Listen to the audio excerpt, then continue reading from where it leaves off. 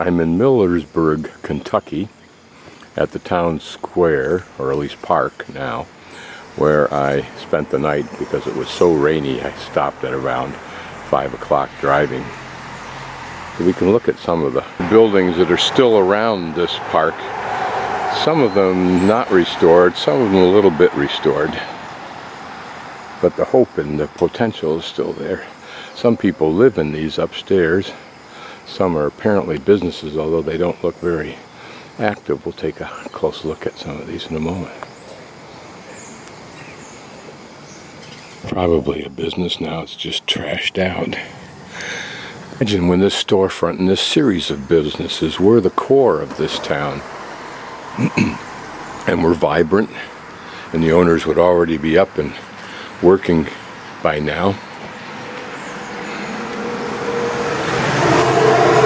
Here we can see inside what it probably was like when it was last used in a really great positive way. Kind of set up by like a cafe, but my guess is that it was just recently abandoned. Hope that somehow it can survive until something revitalizes the old economy, if you will, the tourist economy. Notice those wood floors. That looks still vibrant. A man apparently lives here. He stayed overnight somewhere on the property and then left this morning. At one time, how this might have been a lumber company, something where you drove your truck in there and loaded up supplies from the back or from this building here. What does it say? How by darned it is lumber company. Coal and lumber. Seeds, feeds, implements. Be able to see inside. Imagine how it might have been in its day. I'm on 460 in Georgetown, Kentucky, in the old part of this town apparently, so we'll go see what's old. I'll just pan this side. This is the view we would have where we, as I am now, walking down it. In the old days, we'll get a better look from across the street when I return. Made a half-hearted attempt to restore these buildings. I don't know if they were all, or each building was always the same color or not. I know how particularly old these places are, these buildings are. We're on the other side. Down 460 that direction, I just came through there from Highway 68, which runs north and south roughly.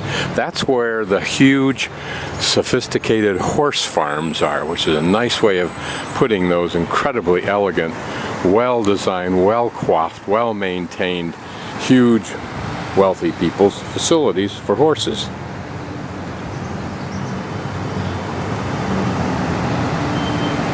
Building labeled the City Hall. Let's take a look at some of that pretty work on it. That's new, if it was a reproduction. But this is a little side street. Maybe not a side street in the old days. This building has an old design, but it doesn't really look that terribly old. Houses you pass coming into town on 460 are huge and elegant and Civil War in style and probably in age. Building is actually the Scott County Courthouse. This old town, which has pretty much maintained and kept alive without being destroyed by ugly buildings, is economically supportable because of the super wealthy people that live in this reasonably immediate area.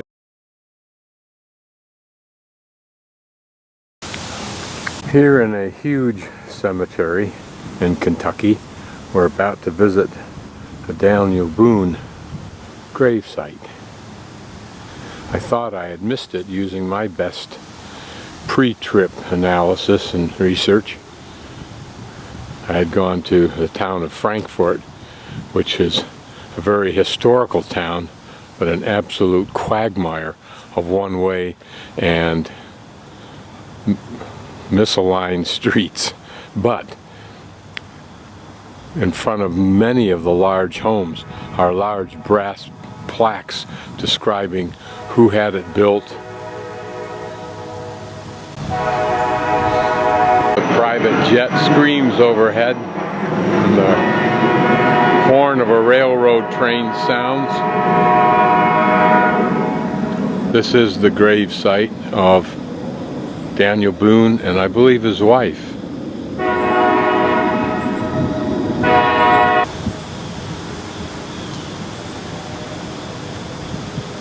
There are probably few people in American history that have stoked the imagination of young boys more than Daniel Boone. Hear the name of his wife, Rebecca, and a tribute to her.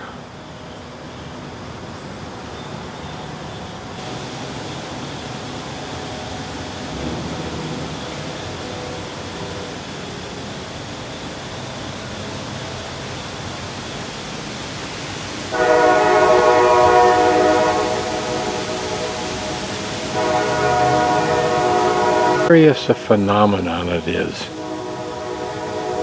that our bones last so much longer than our flesh and certainly our brains, and yet for some, what they did in their lives with those bones, with that flesh, lives on in the history as long as the people have a history. What's the benefit of that to society? I don't know. Except it gives us substance as a species from a certain geographical area, I guess. And is that good?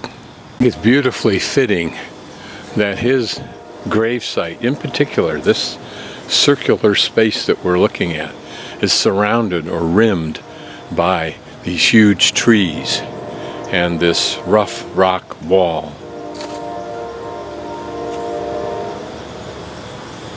Certainly a magnificent vantage point for some of the lands that he saw when, with great irony, there was nothing human except for that which the Native Americans had laid across the surface.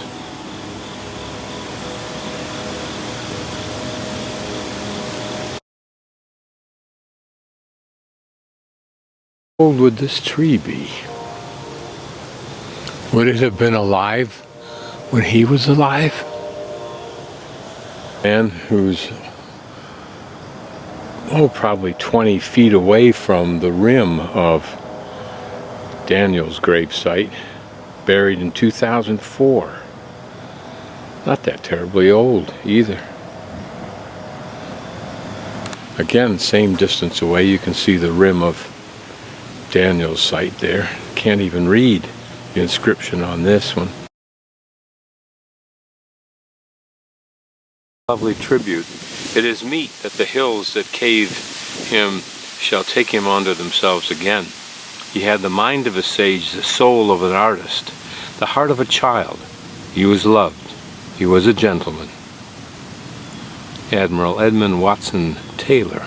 For William Thompson Price, author and dramatist, 1846-1920.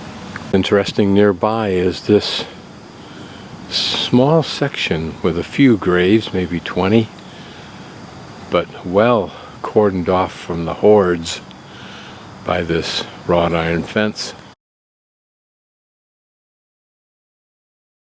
Ellison Williamson, April 19th, 1766.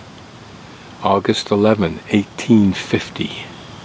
And the irony is, notice how close he is, and notice how close he is, and yet that quite recent. How did that gravesite even become available? This close to Daniel Boone. The other new graves here that apparently had some pre-death solace in knowing that they would lie next to Daniel Boone. Interesting because it's for two women, but yet it memorializes a dog, or dogs at large. The other side. And an interesting epitaph, I can only imagine. And this is apparently part of the Hayworth plot. She has yet to pass.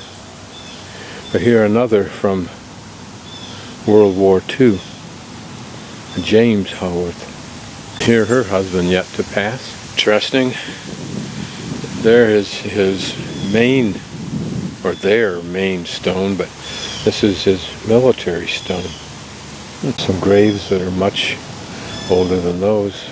So deteriorated, can't read the date. This one though, 1883. One lesson to be learned here, simple lesson. If you're going to do this at all, do it in good stone. Statistically, this is an interesting stone, isn't it? Recognizing that a respectable nation or state put up the monument for Daniel, you wonder whose monument is that one? Let's look and see. Actually for a family, which makes some sense, particularly if they're a prominent family, I guess. I have no intention of mocking the lack of contribution I've made to this world by memorializing it in this manner. Resting wise has been apparently dug up, or maybe just dug up for replanting or something. 1854, 1930. An interesting, modest stone this is. Unfortunately unreadable. In fact, some of it's below the dirt, I think. Notice how this magnificent tree,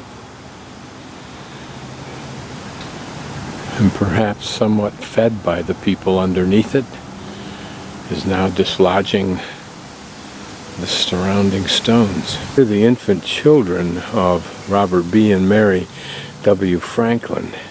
Notice this one has only 1 year, died within that year. This 2 years, so it lived a little bit longer, but less than 2. And here less than 4. Here less than 1. And another for just less than 1 year. Here George died 22 years before Claire did. That always seems to be poignantly sad.